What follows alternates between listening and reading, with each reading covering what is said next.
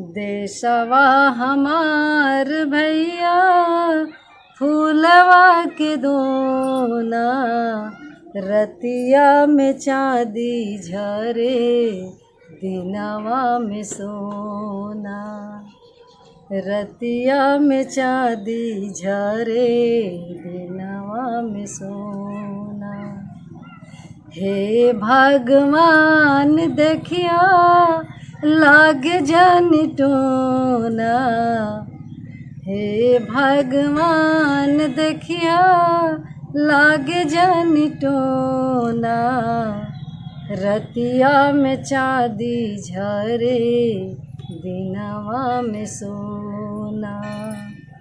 रंग रंग फूलवा फूलेला फूलवरिया, कहीं रंग धानी फूले कहीं पर केसरिया, कहीं रंग धानी फूले कहीं पर केसरिया।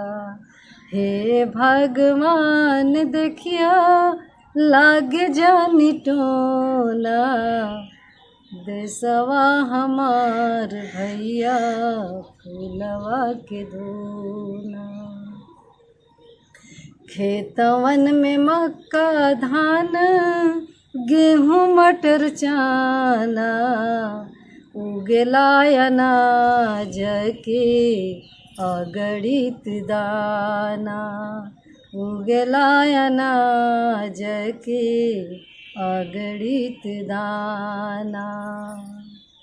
हे भगवान देखिया लागे जन टोना, रतिया में चांदी झरे दिनवा में सोना। देशवा हमार भैया फूलवा के दोना, रतिया में चांदी झरे दिनवा में सोना।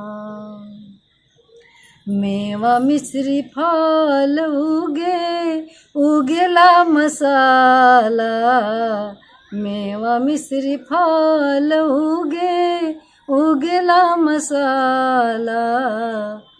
ऊन कपास उपजे वस्त्र बिनाला, ऊन कपास उपजे वस्त्र बिनाला। हे भगवान देखिया लागे जन टोना, रतिया में चांदी झरे दिनवा में सोना। नमस्कार दोस्तों, अगर गीत पसंद आए आपको तो लाइक और सब्सक्राइब करें तथा कमेंट में अवश्य बताएं। धन्यवाद।